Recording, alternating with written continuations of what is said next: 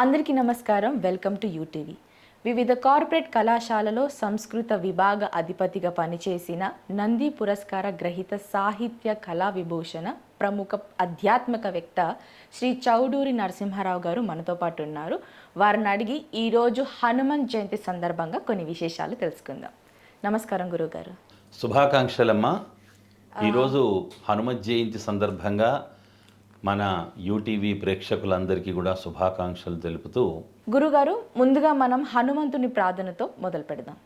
మనోజవం మారుతతుల్య వేగం జితేంద్రియం బుద్ధిమతాం వరిష్టం వాతాత్మజం వానరయూథ ముఖ్యం శ్రీరామదూతం శిరసా నమామి. హనుమంతుని పుట్టుక గురించి తెలియజేయండి గురువుగారు. ఆంజనేయ స్వామి గురించి ఈరోజు దేశ విదేశాల్లో, భారతదేశం అంతటా, మన తెలుగు రాష్ట్రాల్లో హనుమత్ జయంతి అత్యంత వైభవపేతంగా జరుపుకుంటున్నారు.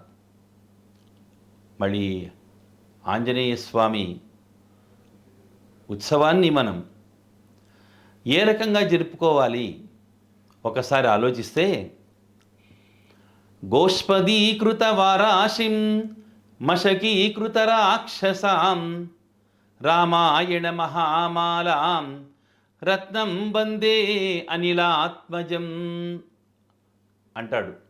పరాశర సంహితలో ఆంజనేయ స్వామి యొక్క పుట్టుక గురించి మొత్తం ఆయనకు చరిత్ర అంతా కూడా వివరించబడింది. గోష్పదీకృత వారాశిం మశకీకృత రాక్షసాం. ఆంజనేయ స్వామి ఈ రాక్షసులను చీమలను నలిపేసినట్టు నలిపేశాడట. రామాయణ మహామాలాం అంటే రామాయణం అనేటువంటి ఒక మహా ముత్యాల మాలలో రత్నం వందే అనిలాత్మజం అంటే ఆంజనేయ స్వామి, అంటే వాయునందనుడైనటువంటి ఆంజనేయ స్వామి రత్నము వంటి వాడు అని ఈ శ్లోకంలో ఆంజనేయ స్వామి యొక్క గొప్పదనాన్ని వర్ణించడం జరిగింది. అసలు హనుమాన్ జయంతి ఎప్పుడు జరుపుకోవాలంటారు గురుగారు? ఎంతో మందికి ఇది సందేహంగా ఉంది. ఆంజనేయ స్వామి ఆయన అవతారాలు ఏదైతే ఉన్నాయో, నవ అవతార సమేతమైనటువంటి స్వామి ఆంజనేయ స్వామి. మళ్ళీ ఆయన జన్మ రహస్యాల్ని, ఆయన విశేషాలను, ముఖ్యంగా మన తెలుగు రాష్ట్ర ప్రజలు హనుమత్ జయంతిని ఎప్పుడు జరుపుకోవాలి అనే విషయంలో కాస్త సందిగ్ధావస్థలో ఉన్నట్టు కనబడుతుంది. వాస్తవంగా చూస్తే ఆంజనేయ స్వామికి సంబంధించినటువంటి 3 రకాల ఉత్సవాలు మనం సంవత్సరంలో జరుపుకుంటాం. ఒకటి హనుమత్ జయంతి, 2 హనుమత్ విజయోత్సవం, 3 హనుమద్ వ్రతం. అయితే ఈ హనుమద్ వ్రతానికి విశేష ప్రాధాన్యత ఉన్నప్పటికీ కూడా ఎక్కువ ప్రాంతాల్లో హనుమద్ వ్రతాన్ని జరపడం జరగదు, కానీ హనుమత్ జయంతిని మాత్రం అన్ని ప్రాంతాల్లో జరుపుతారు. ఈ హనుమత్ జయంతిని జరిపే సమయంలోనే మళ్ళీ వైశాఖ మాసంలో వచ్చేదాన్ని హనుమత్ జయంతిగాను, అలాగే పౌర్ణమికి వచ్చేటువంటి జయంతిని హనుమద్ విజయోత్సవంగాను జరిపే ఆచారం మనకుంది. ఈ హనుమద్ విజయోత్సవానికి హనుమత్ జయంతికి ఉన్న తేడా ఏమిటి అంటే, వ్యత్యాసం ఏంటంటే, హనుమద్ విజయోత్సవాన్ని గురించి మనం ఒకసారి తెలుసుకుందాం. ఏంటంటే, ఎప్పుడైతే రావణ వధ జరిగిందో అయోధ్యకు ఈ హనుమ సీతా లక్ష్మణ భరత శత్రుఘ్న పరివార సమేత శ్రీరామచంద్ర ప్రభువు వారు ఎప్పుడైతే అయోధ్యలో పట్టాభిషేక ఉత్సవం జరుగుతుందో, ఆ పట్టాభిషేకం సమయంలో శ్రీరామచంద్రుల వారు తనకు ఆ రావణునితో జరిగిన యుద్ధంలో సహకరించినటువంటి వానర యోధులందరికీ సన్మాన సత్కారాలు చేస్తూ ఉంటాడు. అలా చేస్తూ ఉన్నటువంటి పరిక్రమంలో ఆంజనేయ స్వామిని కూడా సత్కరిస్తాడు. అయితే అందరికీ వివిధ కానుకలతో సత్కరిస్తాడు, కానీ ఆంజనేయ స్వామిని తన ఆలింగనంతో సత్కరిస్తాడు. చక్కగా స్వామిని ఆలింగనం చేసుకుంటాడు. ఆలింగనం చేసుకొని ఒక మాట అంటాడమ్మా. ఏమంటాడంటే, రావణుని యొక్క విజయం ఏదైతే ఉందో, అంటే రావణ వధలో శ్రీరామచంద్రుడు సాధించిన విజయము ఒక శ్రీరామచంద్రుడిదే కాదు. ఈ కార్యంలో ఎవరైతే ప్రధానమైనటువంటి భూమికను పోషించాడో, నా నమ్మిన బంటు, నాకు కావలసినటువంటి నా యొక్క నమ్మిన బంట అయినటువంటి ఆంజనేయ స్వామి, ఆంజనేయుడి యొక్క గెలుపే నా గెలుపుగా నేను భావిస్తున్నాను. అంటే నా విజయాన్ని ఆంజనేయునికి విజయంగా నేను ఈరోజు ప్రకటిస్తున్నాను. కాబట్టి ఇప్పటి నుండి నా పట్టాభిషేకాన్ని ఆంజనేయ విజయోత్సవంగా, అంటే శ్రీరాముడి యొక్క పట్టాభిషేకం తర్వాత ఒక వారం రోజులకు జరుగుతుంది ఈ యొక్క ఆంజనేయ విజయోత్సవం అనేది. ఈ ఉత్సవాన్ని మనము ఒక 15 రోజుల క్రితం పౌర్ణమి నాడు జరుపుకున్నాం మనం. ఈరోజు జరుపుకుంటున్నటువంటి ఉత్సవము హనుమత్ జయంతి. ఈ హనుమత్ జయంతి గురించి పరాశర సంహితలో, శ్రీమద్ రామాయణంలో అద్భుతమైన విషయాలు చెప్పాడు. మొత్తం రామాయణం అంతా ఆలోచిస్తే శ్రీరాముడికి నమ్మిన బంటు ఆంజనేయుడు అని మాత్రం మనకు బాగా తెలుస్తుంది. అసలు ఆంజనేయ స్వామి ఎవరమ్మా? అసలు ఇతను ఎక్కడి నుంచి వచ్చాడు? ఇతని జన్మ రహస్యం ఏంటి? ఇతని జన్మ రహస్యానికి గల కారణాలేంటి అని ఆలోచిస్తే ఒకసారి మనము గతంలోకి వెళ్ళాలి. గతంలోకి వెళ్ళాలి అంటే శ్రీరామచంద్రుడు ఎప్పుడైతే శ్రీ మహావిష్ణువు శ్రీరాముడిగా అవతరించాడో, దుష్ట శిక్షణ శిష్ట రక్షణార్థం గీతలో కూడా చెప్తాడు కృష్ణ పరమాత్ముడు, పరిత్రాణాయ సాధూనాం వినాశాయ చ దుష్కృతాం ధర్మ సంస్థాపనార్థాయ సంభవామి యుగే యుగే అంటాడు. ధర్మ సంస్థాపన కోసం ఈ యుగంలో నేను జన్మించాలి అని దేవతలందరూ కోరగా, దుర్మార్గుడైనటువంటి దశకంఠుడి యొక్క ఆ దురాగతాల నుండి ఈ లోకాన్ని రక్షించడం కోసం ఆ శ్రీ మహావిష్ణువే భూలోకానికి వచ్చాడు. అంతకుముందు అవతారాలు ఎత్తాడు. కొన్ని అంశావతారాలు, కొన్ని లీలావతారాలుగా మనకు దశావతారాల్లో మనం విభజించుకోవచ్చు. అంశావతారం అంటే సాధారణంగా మనలాగే తల్లిదండ్రులు ఉంటారు, పుట్టుక ఉంటుంది, జీవితం ఉంటుంది, పెళ్ళి ఉంటుంది, మరణం ఉంటుంది. దీన్ని అంశావతారం అన్నాం. అంశావతారం అంటే ఇది నేను చెప్పింది లీలావతారం గురించి, ఇందాక చెప్పినది లీలావతారం గురించి. అంశావతారం అంటే ఆ అంశ. ఇప్పుడు హిరణ్యకశిపుడు దేవుడు ఎక్కడున్నాడు అని ప్రహ్లాదుని అడిగాడు. ఈ స్తంభంలో ఉన్నాడా అన్నాడు. ఉన్నాడు అన్నాడు. స్తంభం కొట్టాడు, లోపల నరసింహస్వామిగా ఆవిర్భవించాడు. అంటే అంశావతారం. అంటే ఆ అంశ కోసం జన్మించినటువంటి అవతారం కాబట్టి అది అంశావతారం. మత్స్య, కూర్మ, వరాహ, నారసింహ ఇవి అంశావతారాలు. అంటే వాళ్ళకు తల్లిదండ్రులు ఉండరు, మనలాగా వివాహం ఉండదు, ఆ అంశంలో జన్మిస్తారు, దుష్ట శిక్షణ అయిపోతుంది, శిష్ట రక్షణ అయిపోతుంది, అవతారం ముగించేస్తారు. ఇక లీలావతారం అన్నప్పుడు వామనుడు, శ్రీరాముడు, శ్రీకృష్ణుడు ఇలా వారికి మనలాగే వారికి కూడా తల్లిదండ్రులు ఉంటారు. అలాంటి అవతారాల్లో వామన అవతారం తర్వాత అతి ప్రాముఖ్యమైనటువంటి అవతారం రామావతారం. శ్రీరామావతారం అంటే ఎంత అద్భుతమైనటువంటి రాముడి యొక్క అవతారమమ్మా. శ్రీరామ రామ రామేతి రమే రామే మనోరమే సహస్రనామ తత్తుల్యం రామనామవరాననే. ఎంత అద్భుతమైనటువంటి శ్లోకమమ్మ. బుధకౌశిక ముని రచించినటువంటి శ్రీరామరక్షా స్తోత్రంలో చిట్ట చివరిగా వచ్చేటువంటి శ్లోకం ఇది. శ్రీరామ రామ రామేతి రమే రామే మనోరమే. అసలు రాముడంటే ఎవరు? అయోధ్యారాముడా, దశరథ తనయుడా, సీతాదేవి భర్తనా, రావణుడైనటువంటి ఆ దుష్టుడిని సంహరించినటువంటి రాముడా, విశ్వామిత్రుని ప్రియ శిష్యుడా?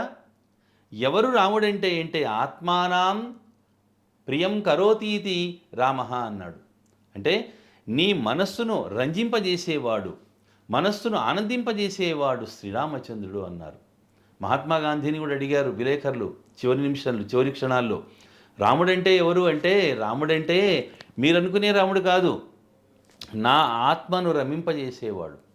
ఏ రామనామ శబ్దంతో గాంధీ మనకు స్వతంత్రాన్ని తీసుకొని వచ్చాడు. చీకటైతే బయటికి వెళ్ళడానికి సిగ్గుపడేవాడు, భయపడేవాడు. అలాంటి వాడు రామనామాన్ని జపించి ఒక మనోధైర్యాన్ని కలిగి స్వతంత్ర సంగ్రామాన్ని అహింసా పద్ధతిలో నడిపాడు. అటువంటిది రామనామ తారక మంత్రం.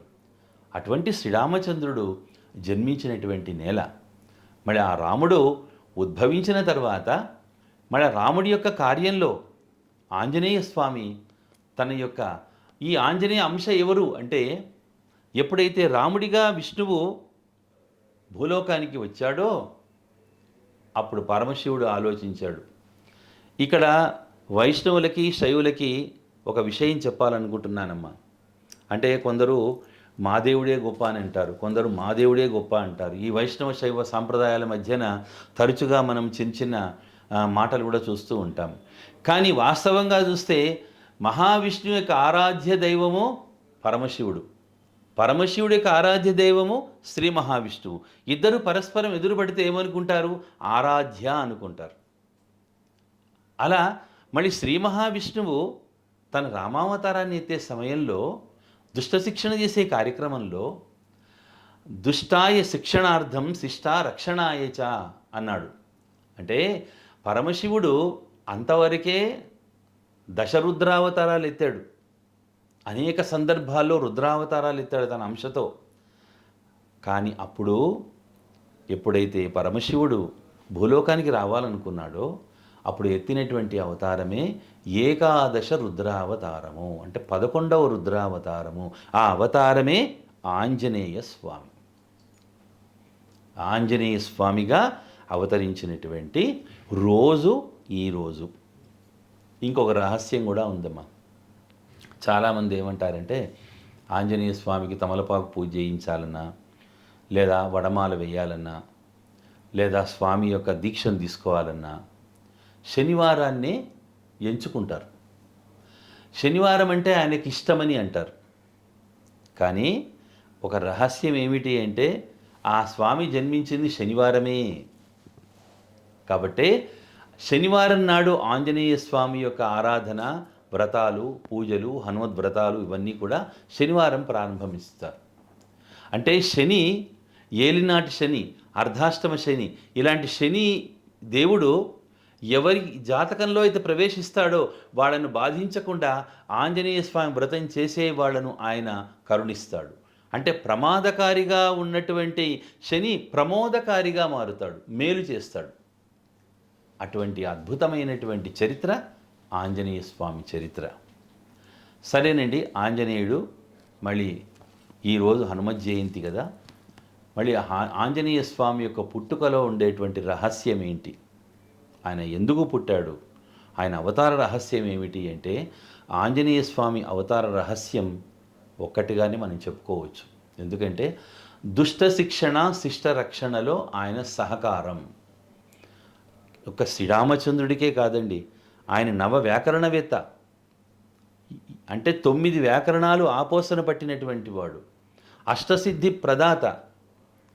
అలా అంటే అణిమాది అష్టసిద్ధులను కలిగినటువంటి మహానుభావుడైన అటువంటి ఆంజనేయ స్వామి మళ్ళీ ఆయన జన్మతిథి ఎలాంటిదంటే వైశాఖ మాసంలో, అంటే ఇప్పుడు నడుస్తున్నది వైశాఖ మాసం, వైశాఖ మాసంలో అలాగే దశమి తిథి నాడు శనివారం రోజు కర్కాటక లగ్నంలో కుంభరాశిలో, అలాగే మన అతను శ్రీ హనుమంతుడు మళ్ళీ ఈ యొక్క అంశలో జన్మించినటువంటి వాడు. అటువంటి హనుమంతుని యొక్క జయంతిని మనమంతా ఎలా జరుపుకోవాలి? ఉత్సవాల తీరు మారిపోయింది ఇప్పుడు. ఒకప్పుడంటే ఉత్సవాన్ని ఒక ఆధ్యాత్మిక చింతనతో చేసుకునేవాళ్ళు, కానీ ఈరోజు ఉత్సవాలు సామాజిక చింతనతో చేసుకుంటున్నారు. పైగా ఇంతవరకు చేసినటువంటి హనుమత్ జయంతి ఉత్సవాల యొక్క తీరు వేరు, ఈ సంవత్సరం జరుపుకుంటున్నటువంటి హనుమత్ జయంతి యొక్క ఉత్సవాల తీరు వేరు. ఎందుకంటే ఎవరికైతే ఆంజనేయ స్వామి ఇష్టుడో ఆ ఆంజనేయ స్వామికి మహా ఇష్టమైనటువంటి వాడు శ్రీరామచంద్ర ప్రభు. రామపట్టాభిషేకం అప్పుడు శ్రీరాముడి యొక్క ధర్మపత్ని అయిన సీతమ్మ తన మెడలో ఉన్నటువంటి ఆ ముత్యాల హారాన్ని ఆంజనేయుడికి కానుగ్గా ఇచ్చినప్పుడు ఆంజనేయుడు ఏం చేస్తాడంటే ఆ ఒక్కొక్క ముత్యాన్ని పంటితో కొరికి 2 ముక్కలు చేసి చూస్తాడు, కింద పారేస్తాడు. ఈ విచిత్రమైన సన్నివేశాన్ని చూసి సీతమ్మ అడుగుతుంది, ఏంటి నాయనా, నేను ఇంత విలువైన హారము, నా రాముడు నా మెడలో వేసినటువంటి హారాన్ని నీకు ఇస్తే నువ్వు ఇలా చేస్తున్నావేమిటి అంటే, అమ్మా నీవు సీతమ్మ అంటే రామయ్య 6వ ప్రాణం. మరి నీవు ధరించినటువంటి ఆ మాలలో శ్రీరామచంద్రుడు నాకు కనపడాలి కదా. అయ్యో కనపడట్లేదేమిటి, అయ్యో ఈ ముత్యంలో కనిపిస్తాడా లేదా ఈ ముత్యంలో కనిపిస్తాడా అని చెప్పి ఒక్కొక్క ముత్యాన్ని కొరికి చూస్తున్నానమ్మా అని అంటాడు. అప్పుడు సభలో ఉన్న వాళ్ళందరూ నవ్వుతారు. నవ్వినప్పుడు ఆంజనేయ స్వామి అంటాడు, నిజంగా ఆంజనేయ స్వామి సర్వత్రా కనబడుతున్నాడు అంటే సర్వత్రా కనబడుతున్నాడు, నాకు నా గుండె గుడిలో ఉన్నాడు ఆంజనేయ స్వామి అని చెప్తాడు శ్రీరామచంద్రుల వారు. నా గుండె గుడిలో ఉన్నాడని చెప్తాడు ఆంజనేయ స్వామి. అప్పుడు అందరికీ కూడా తన యొక్క హృదయాన్ని చీల్చి ఆ హృదయంలో ఉన్నటువంటి శ్రీరామచంద్రుడిని దర్శింపజేస్తాడు. అది హనుమంతుడంటే. అంటే స్వామి భక్తి పరాయణుడు. అంటే నమ్మినటువంటి వాళ్లను నమ్మక ద్రోహం చేయకుండా జీవితాన్ని అంకితం చేయడం అనేటువంటిది. దాసోహం కోసలేంద్రస్య అని తనను తాను ప్రకటించుకున్నాడు. నేను నా జన్మ మొత్తము కూడా కోసలేంద్రుడైనటువంటి శ్రీరామచంద్రుడికి నేను దాసుణ్ణి అని చెప్పుకున్నటువంటి స్వామి ఆయన.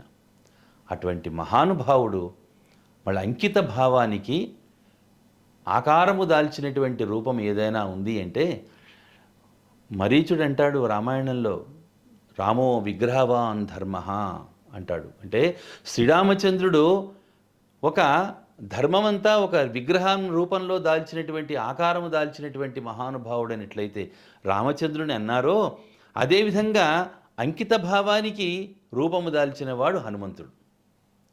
అటువంటి ఆంజనేయ స్వామి ఉత్సవాలను మనం ఈరోజు జరుపుకుంటున్నాం. పైగా 500 సంవత్సరాల బానిస చిహ్నమైనటువంటి ఆ చిహ్నాన్ని తొలగించి ఈరోజు అయోధ్యలో భవ్యమైనటువంటి రామ ఆలయాన్ని నిర్మించుకున్నాం. ఇది అందరికీ, రామభక్తులందరికీ సంతోషాన్ని ఇస్తున్నటువంటి విషయము. కానీ ఇంతకంటే 1000 రెట్ల సంతోషాన్ని ఇస్తున్నది ఎవరికయ్యా అంటే ఆంజనేయ స్వామికి. తన ప్రభువు పుట్టినటువంటి ప్రదేశంలో బాలరాముడి యొక్క ప్రాణప్రతిష్ఠ జరిగింది కాబట్టి తప్పనిసరిగా ఈ సంవత్సరం జరిగే హనుమత్ జయంతిన ఆంజనేయ స్వామి అమితానంద భరితుడైపోతున్నాడు. కాబట్టి ఆంజనేయ స్వామిని యొక్క జయంతిని మనం ఎంతో ఆనందంగా జరుపుకోవాలి ఈ సంవత్సరం. ఈరోజు దేశ విదేశాల్లో హనుమత్ జయంతి జరుగుతుంది. ముఖ్యంగా మన హైదరాబాద్ పట్టణంలో ఓల్డ్ సిటీలో ఉండేటువంటి ఆంజనేయ స్వామి దేవాలయాలు కానీ, అలాగే మన భారతదేశంలో వివిధ రాష్ట్రాల్లో ఉన్నటువంటి ఆంజనేయ స్వామి దేవాలయాలు కానీ, ప్రసిద్ధ పుణ్యక్షేత్రాలు అయినటువంటి పొన్నూరు కానీ, గండి క్షేత్రము కానీ, అలాగే మనకిక్కడ ఏడుపాయలు కానీ, అలాగే మన ఆంజనేయ స్వామి క్షేత్రమైనటువంటి అద్భుతమైన క్షేత్రం ఆంజనేయ స్వామి క్షేత్రము ఏడుపాయలు దగ్గరనే ఉన్నటువంటి క్షేత్రం అది. ఆ క్షేత్రంలో కూడా మనకు ఈరోజు విజయోత్సవాలు జరుగుతున్నాయి. భాగ్యనగరంలో కూడా కర్మన్ ఘాట్ స్వామి గుళ్ళో, కర్మన్ ఘాట్ గుళ్ళో ఔరంగజేబుకు చుక్కలు చూపించినటువంటి స్వామి అక్కడ కర్మన్ ఘాట్లో ఉన్నటువంటి ఆంజనేయ స్వామి. కాబట్టి ఈరోజు ఏదైనా దుష్టగ్రహ పీడలు కానీ, అలాగే ఇంకా అనేక రకాలైనటువంటి జన్మల నుంచి వస్తున్నటువంటి పీడలు తొలగాలి అంటే ఆంజనేయ స్వామి గుడికి వెళ్ళి చక్కగా పూజలు చేయించుకోవడము. ఎందుకంటే ఆంజనేయ స్వామి దండకంలోనే ఉన్నది కదా. దుష్టగ్రహ పీడన తొలగాలి అంటే ఆంజనేయ స్వామి దండకం చదువుకోవాలి. ఈరోజు భారతీయ యువత ఆంజనేయ స్వామిని ఆదర్శంగా తీసుకోవాలి. ఓ వివేకానందుడిని ఆదర్శంగా తీసుకోవాలి. ఆంజనేయుడు చిరంజీవి అంటే ఇప్పటికీ కూడా అతను జీవించే ఉన్నాడనేటువంటి ఒక వర ప్రదానం చేశాడు శ్రీరామచంద్రుడు. ఎప్పటిదాకా అయితే ఆంజనేయుడు చిరంజీవిగా ఉంటాడో అప్పటిదాకా రామనామం కూడా ఉంటుంది లోకంలో అన్నాడు. అటువంటి ఆంజనేయ స్వామి యొక్క జయంతిని మనం వైభవపేతంగా చేసుకుందాం. యువత కూడా ఆంజనేయ స్వామి జీవితాన్ని గురించి తెలుసుకోవలసినటువంటిది ఏమిటి అంటే అంకిత భావం, తల్లిదండ్రుల పట్ల గౌరవ మర్యాదలు, అలాగే పెద్దల పట్ల గౌరవ మర్యాదలు. ప్రతి స్త్రీని మాతృభావంతో చూడాలి, సోదరి భావంతో చూడాలి. ఈరోజు ఆడవాళ్ళ మీద జరిగే అత్యాచారాలు, అవమానాలు మనం చూస్తుంటే ఎంతో బాధ కలుగుతుంది మీడియాలో. కానీ మన యువత ఈరోజు ఆంజనేయ స్వామిని మనం ఆదర్శంగా తీసుకోవాలి. హనుమత్ జయంతి సందర్భంగా మళ్ళీ యువత అటువంటి ఆదర్శంగా తీసుకొని ఆంజనేయ స్వామి ఈరోజు సామాజిక చైతన్యం ప్రభంజనం ఆంజనేయ స్వామి అంటే. ప్రతి యువకుడిలో కూడా ఆ బజరంగ బలి నివాసం ఉండాలి. ఆ ఆంజనేయ స్వామి యొక్క సేవాభక్తి, ధర్మనిరతి, సామాజిక చైతన్యం, అంకిత భావం మనం అందరం నేర్చుకోవాలని చెప్పి ఈ సందర్భంగా ఒక గట్టి మాట ప్రతిజ్ఞ అనుకొని ఈ ఉత్సవాన్ని మనం జరుపుకుంటే బాగుంటుందని, చిట్ట చివరిగా ఆ స్వామిని మనము కొనియాడుతూ మళ్ళీ శ్రీ ఆంజనేయ స్వామి యొక్క మంగళ నీరాజనాలు పలుకుతూ ఈ అవకాశం ఇచ్చినటువంటి ప్రేక్షక మహాశయులందరూ కూడా మరొక్కసారి హనుమత్ జయంతి శుభాకాంక్షలు తెలుపుతూ విరమిస్తున్నాను. జై బజరంగ్ బలి. చూశారు కదా, హనుమాన్ జయంతి సందర్భంగా గురువుగారు ఎన్నో విషయాలు మనతో పంచుకున్నారు. ముందుగా గురువుగారు మీకు కృతజ్ఞతలు. ఇలాంటి మరెన్నో వీడియోస్ కోసం వెంటనే యూట్యూబ్ని సబ్స్క్రైబ్ చేయండి. Thank you.